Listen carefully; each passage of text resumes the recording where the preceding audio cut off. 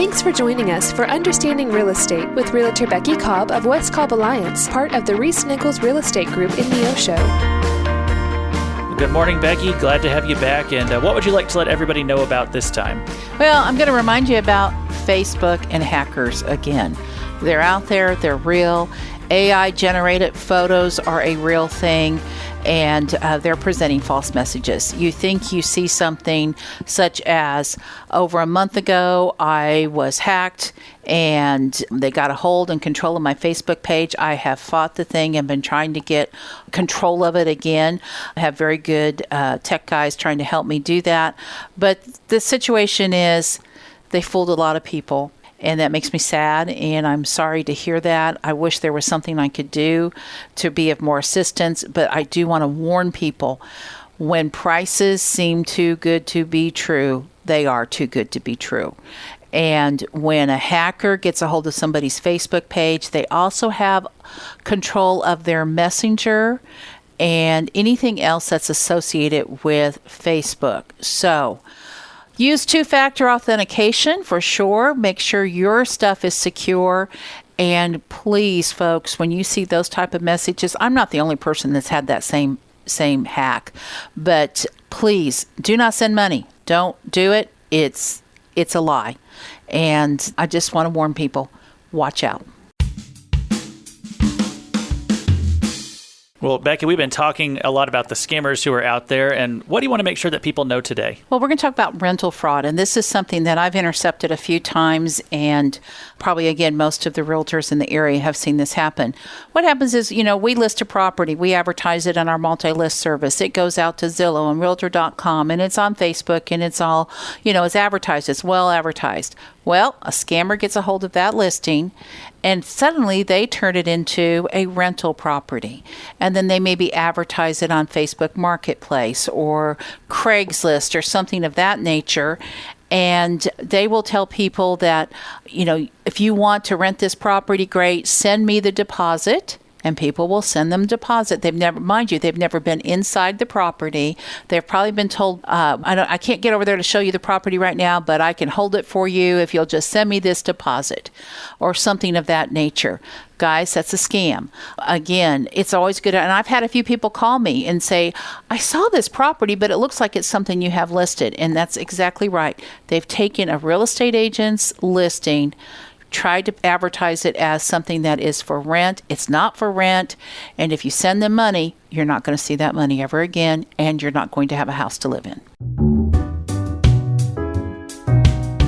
Well, good morning, Becky. So what do you want us to know today about pricing your property? Well, I've been having these conversations lately with a lot of people, and pricing your property is important. And most people say, well, I want to price it high because everyone's going to want to negotiate, and then I'll have wiggle room and I can come down with that wiggle room.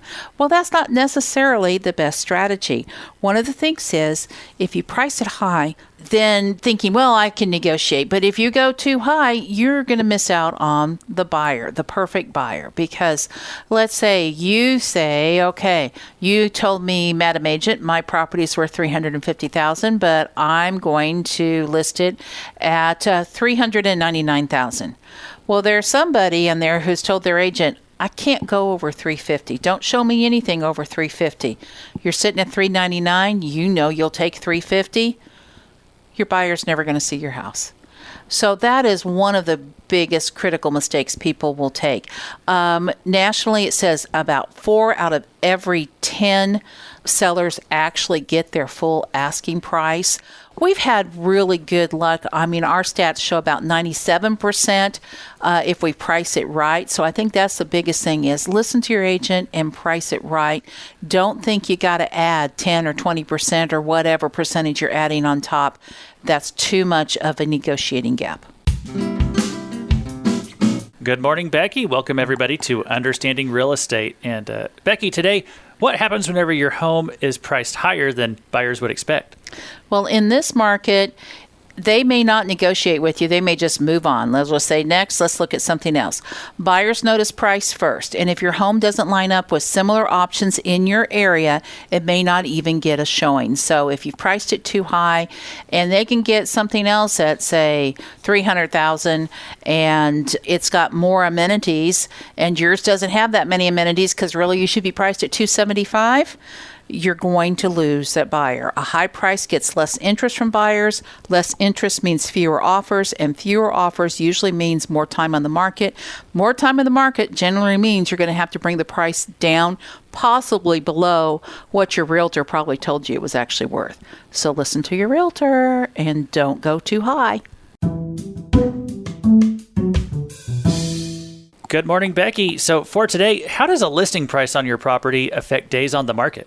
It's very interesting. I'm looking at a little chart here, and I'm going to share it with you, and hopefully you catch on what's going on here. So if you bring your property on the market, and let's say you say, okay, we're going to go 10% below market value, or what our realtors market analysis told us. It says you'll probably be on the market about 2 to 6 days, and I would say in our market, you probably get more than one offer, and you might make that 10% up.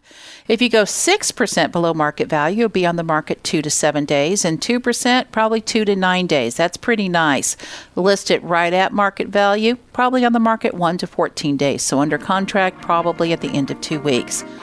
Gets a little tougher, though, if you start going above market value. We're going to price it higher so we can negotiate and have wiggle room. 2% above, you're going to be on the market up to probably 5 to 36 days. 6% above, 12 to 64 days. I'll tell you what, that 64 days is going to kill you in our area. 10%, just 10% above market value, 19 to 87 days, and 14% above market value, 25 to 100 days. You really need to try to price that right and make it reasonable, fit within what our comps, our comparable properties tell us, because that's the right price for your property. If you would like to know more about understanding real estate, you may contact Becky Cobb at 417-592-3245 of the West Cobb Alliance, your realtors for life. Find out more on the web at neosho.homes.